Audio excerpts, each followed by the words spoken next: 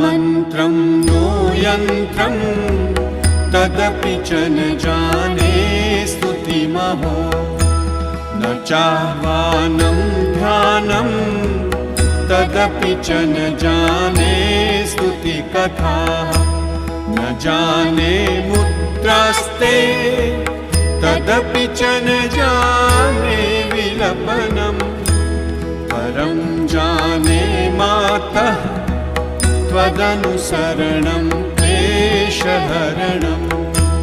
विधेरज्ञानेन द्रविणविरहेणालसतया विधेया शक्यत्वात् तव चरणयोर्याच्युतिरभूत्